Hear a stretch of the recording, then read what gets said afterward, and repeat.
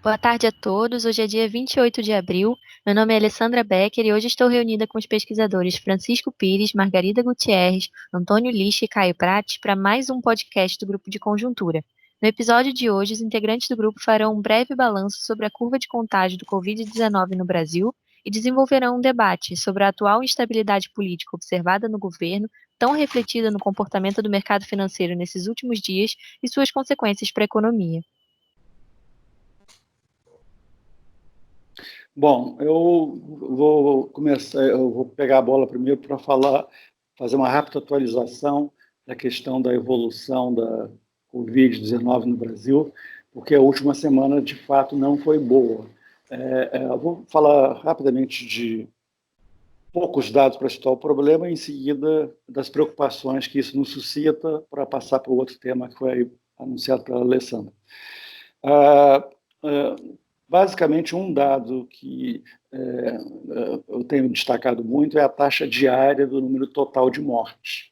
Eu pego sempre médias móveis de 7 dias para cortar a volatilidade, efeito fim de semana, feriados, etc. Mas a taxa diária do aumento do número de mortes. Essa taxa vinha caindo consistentemente nas últimas semanas, uma queda muito significativa e acima até do que a gente esperava. Mas nessa semana foi muito diferente. A taxa caiu muito pouco. Para vocês terem uma ideia, há uma semana atrás, essa taxa diária da última semana encerrada, semana passada, estava em 9,9, a taxa diária de crescimento do número total de mortes da Covid-19 no Brasil. E essa taxa caiu só para 8,5 no final, ontem, o último dado que a gente tem disponível. Então, e quando ela vinha caindo a um ritmo muito mais veloz. Então, isso é um sinal de alerta de uma taxa crescendo muito mais lentamente. Essa taxa de crescimento diário, ela tem dois significados para a gente. Primeiro, a gente olha muito porque a ideia do país caminhar para uma flexibilização mais segura é quando essa taxa se aproximar de zero, ou seja, quando o número de mortes na margem, o aumento total do número de mortes for muito próximo de zero, ou seja, chegar a um próximo de um limite de morte no país pela a gente está chamando de primeira fase da Covid, porque a gente não sabe se não haverão outras, né? Então, essa é um primeiro sentido de a gente olhar esse dado. O outro é que essa taxa diária ela funciona como um indicador antecedente de um outro número que é muito olhado pelos analistas, que é o número diário de mortes que vão acontecendo no país. Esse número vai atender, ele vai sempre descreve uma trajetória em todos os países, ele vai subindo, chega um momento que ele estabiliza, ele chega a um pico e aí começa a cair o número diário de mortes. No caso, a gente também está pegando esse número diário em médias de 7 dias, também para cortar essa volatilidade do dia a dia. O fato é que essa taxa de crescimento do número de mortes, que caiu tão pouco essa semana, de 9,9 semana passada para só 8,5 essa semana, ela continua sendo bem distante do requerido para que o número de mortes diário para que a gente chegue ao topo dessa curva ascendente do número de mortes diária. Então, a preocupação aí é que a gente ainda está, não está visível ainda essa estabilidade, a gente chegar nesse topo do número diário de mortes que a gente está pegando em bases semanais para cortar a volatilidade também. Então, para vocês terem uma ideia, só para fechar essa coisa do número e colocar nossas duas preocupações, essa taxa, para que na próxima semana, daqui a uma semana, a gente tenha que o número de mortes nessa semana, que vai de agora até a próxima terça, seja igual ao dos 7 dias que passaram, essa taxa diária de aumento do número de mortes teria que cair de 8,5 para 5,3,3. Nada indica que vai acontecer uma queda tão rápida, porque a queda está se dando agora de maneira muito lenta na margem dessa taxa diária. Então, a gente terá mais uma semana com aumento de mortes e, por enquanto, a gente vai atualizando essa projeção, mas, por enquanto, nada sugere que a gente esteja chegando já no pico, que aí a gente começa a descer a montanha do número de mortes caindo semana a semana. Então, a gente está numa situação ainda complicada. Um ponto que nos preocupa, aí, colocando as nossas preocupações para encerrar o assunto, dessa rápida atualização da nossa opinião sobre a evolução da Covid, é que há uma defasagem. Há dois pontos que nos preocupam que podem contribuir para piorar esse resultado. Piorar quer dizer tornar cada vez mais lenta essa queda da taxa diária dos mortos, ou mesmo impedir, num cenário que seria terrível, impedir que ela continue caindo. Dois fatores principais. Um é a questão do isolamento social, que foi muito relaxado no Brasil a partir do final de março para cá. Ele funcionou bem ali nos últimos dias de março, nos últimos 10 dias de março principalmente, mas começou a ser progressivamente relaxado. E aí é um problema sério, porque eu estava até comentando antes do podcast, estava lendo uma entrevista de um diretor do Hospital Sírio-Libanês, dizendo uma coisa que também já vimos em outros médicos, analistas comentando sobre a Covid, dizendo basicamente que existe uma defasagem entre o momento da contaminação e isso gerar uma internação de pacientes, que é em geral de 2 a 3 semanas. E entre a contaminação e morte dos pacientes, é uma defasagem de 3 a 4. Como nós estamos trabalhando com o número de mortos, a gente deve estar refletindo, levando em conta isso, que uma defasagem desse tipo, a ordem de grandeza não é muito diferente disso para diferentes analistas, que as mortes que a gente está comentando dessa semana, que surpreenderam negativamente, ou seja, o número foi maior do que a gente esperava, essas mortes estão refletindo um início de relaxamento do isolamento social que ocorreu no início de abril. Só que de lá para cá o quadro piorou, o que nos acende um total sinal de alerta em relação a como a coisa vai evoluir.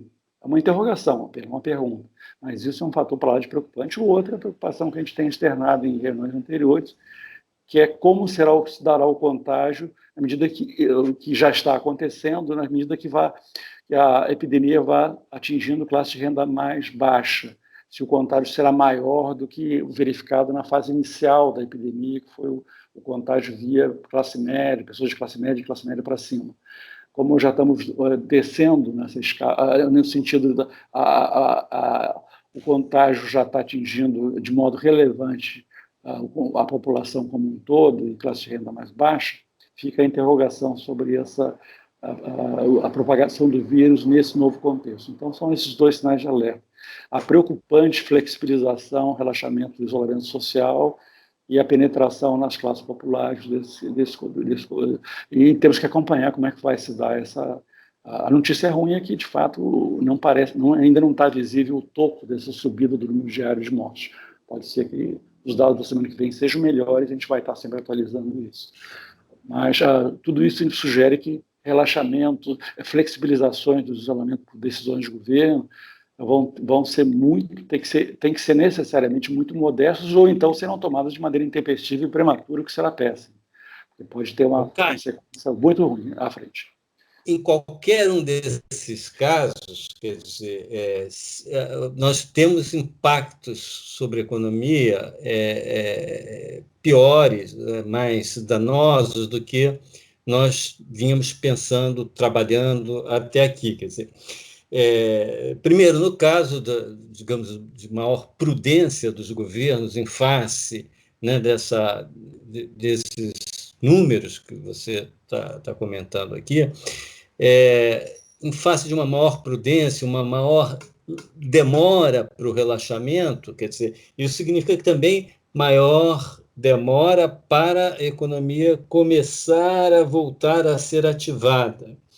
E, pior ainda, no caso de um relaxamento prematuro, a economia pode até começar a ser impulsionada, mas logo em seguida podemos ter um recrudescimento da epidemia, obrigando a um retorno de medidas mais duras de contenção, o que provavelmente seria até mais danoso para a economia ao longo do ano, né? Então, mas para além dessa questão da epidemia, eu acho que a gente teve notícias ruins nessa semana, né?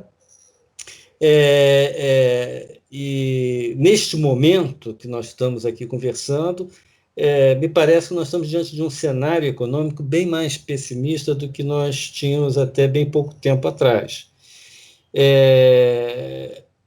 E, além deste fator da própria epidemia, porque nós tivemos, na semana que passou, uma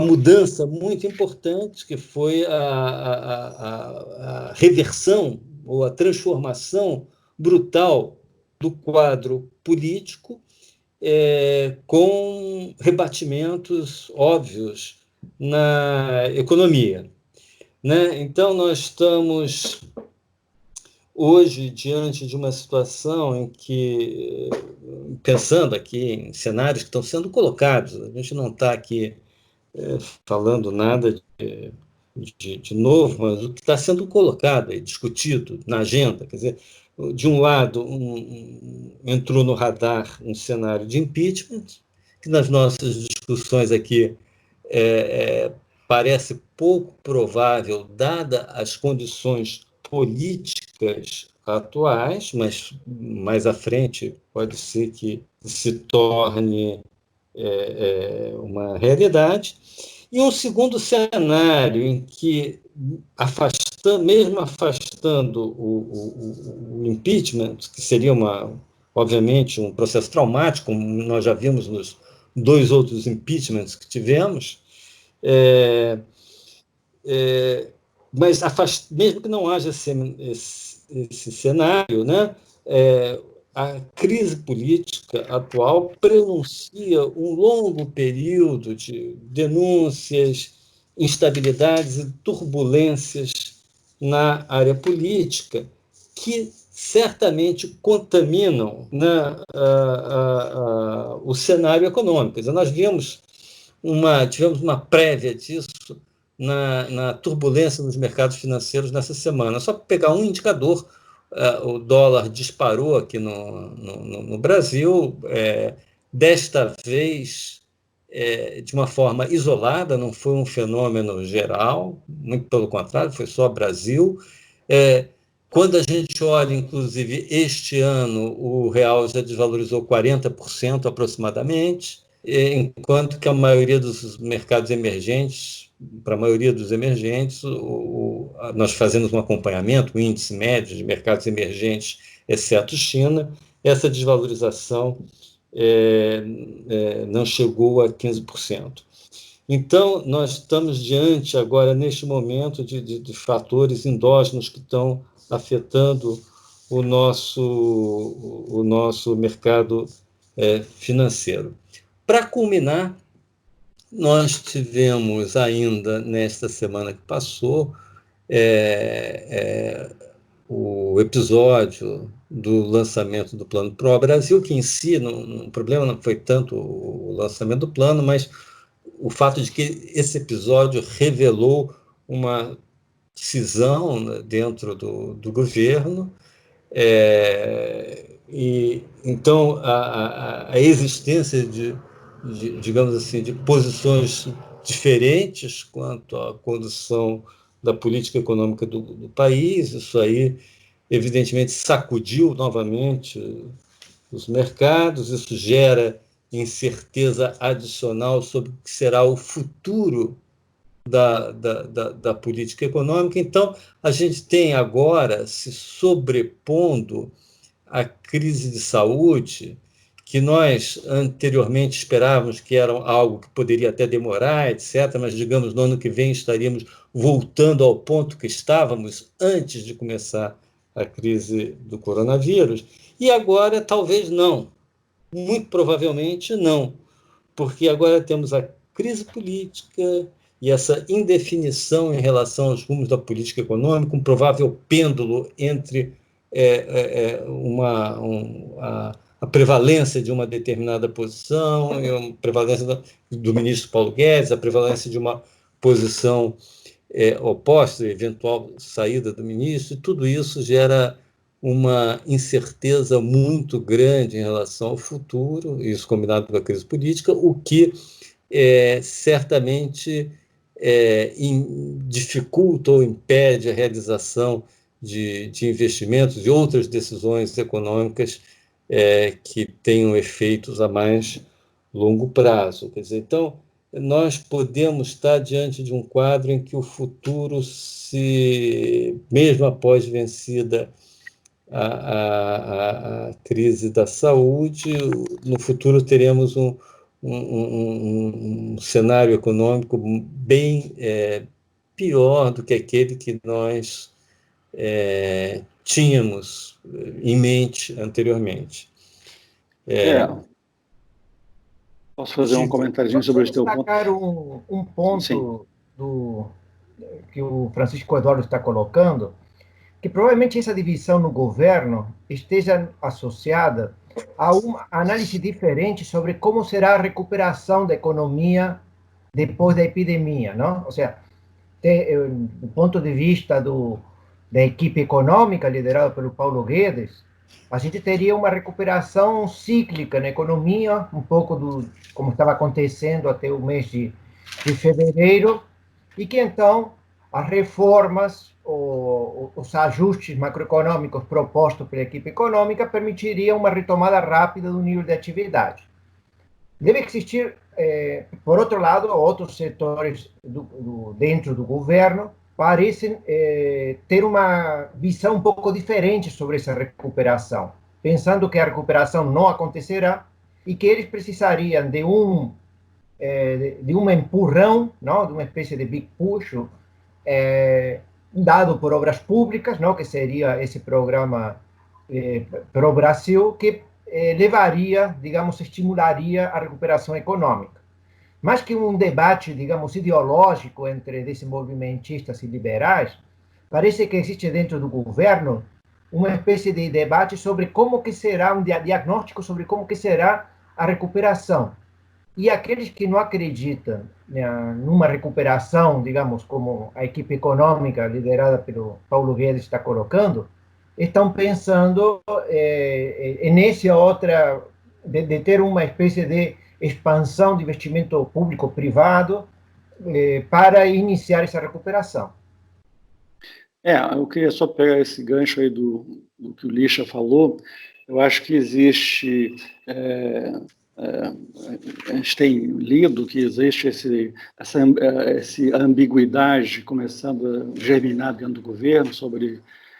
ou seja, uma certa perda de convicção de alas do governo em relação aos resultados que pode do prosseguimento da política econômica atual, e isso coloca essa pressão de uns setores que acabou se traduzindo nesse plano, embora o plano não seja explícito sobre isso, mas ele foi entendido no seu subtexto, nas suas segundas intenções, digamos, como um plano que dá voz a um segmento que pensa diferente do Paulo Guedes dentro do governo, principalmente a ala militar, uma parte dela, que pensaria, que teria a ideia de que a economia não vai ter uma recuperação expressiva.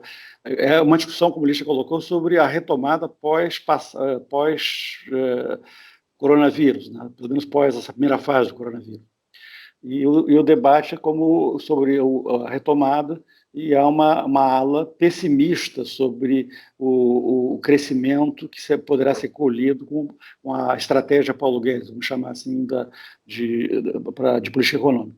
Então, há um debate que defende um protagonismo muito maior do Estado, que se traduziria principalmente numa grande pacotão de obras públicas, que implicitamente, embora isso não tenha aparecido no plano, é incompatível com o teto dos gastos, embora isso não tenha sido de fato dito no plano.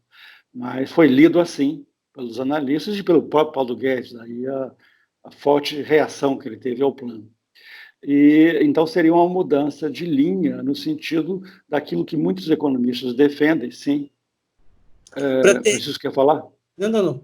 Conclui, que eu queria colocar uma questão. Não, eu só queria fazer aquele breve comentário rápido sobre o debate que está em jogo, na verdade, né? Porque tem sido apresentado na imprensa como um debate entre desenvolvimentistas e liberais. Os desenvolvimentistas a favor do protagonismo do Estado e mais gasto público, os liberais pela austeridade fiscal a qualquer preço, não sei o quê, enfim. Por uma retomada basicamente só com iniciativa privada e não com gasto público, nem com um protagonismo maior do Estado. Eu acho essa forma de colocação muito simplista. Eu acho que, na verdade, não se trata de um mero debate ideológico entre visões do capitalismo, de quem defende mais Estado, mais protagonismo do Estado, ou um caminho liberal, ou neoliberal, como eles chamam. Na verdade, pode ser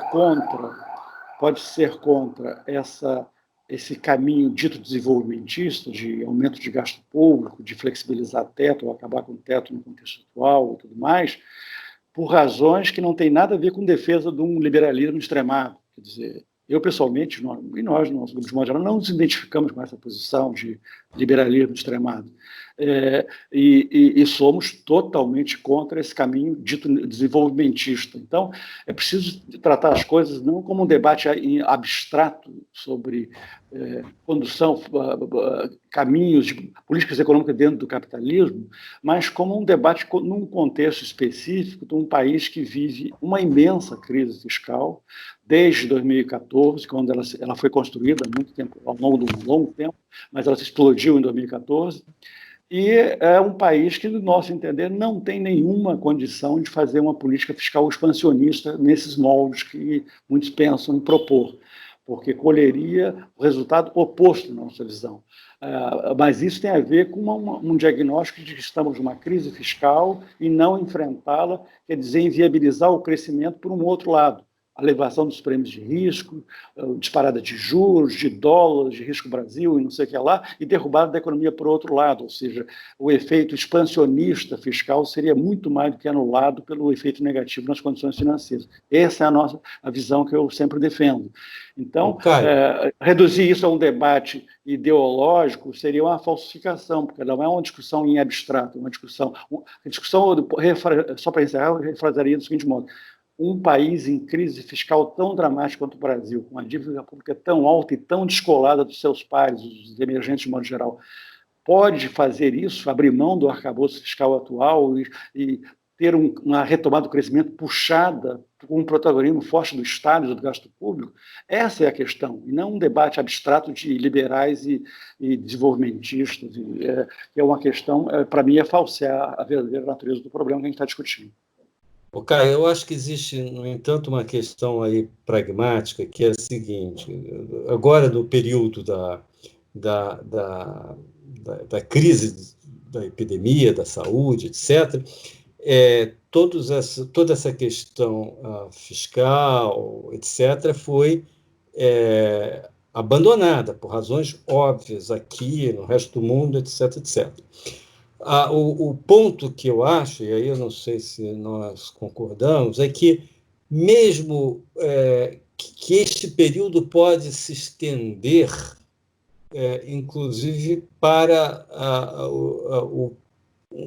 pelo menos um breve período pós-crise da saúde, no sentido de que a economia, na hora que você...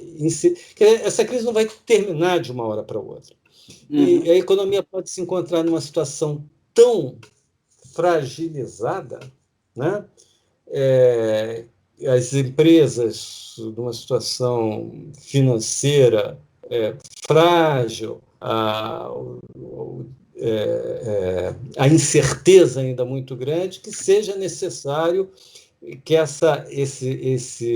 esse período em que você tem uma licença para gastar seja um pouco mais extenso do que da epidemia propriamente dita. Não temos nenhuma discordância sobre isso.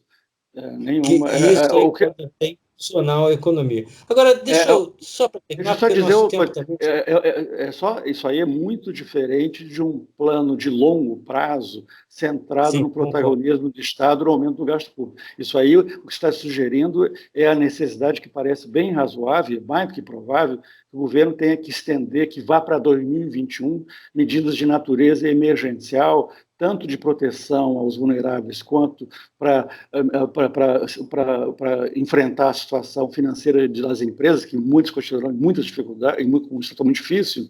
Esse é um programa que envolverá, provavelmente, de novo, gastos excepcionais, mas aí gastos excepcionais temporários, que, como esse ano, terão que ser de novo fora do teto, mas nada a ver com mudança do arcabouço fiscal como um novo rumo para o crescimento do país. Aí é uma discussão, esse tipo de gasto excepcional, transitório, que ultrapasse esse período mais imediato da pandemia e se estenda para o ano que vem, dado o desemprego alto, dada a situação precária de muitas empresas, etc., é muito provável que tenha que ocorrer, mas isso não tem nada a ver com o debate que eu estava comentando antes. Perfeito.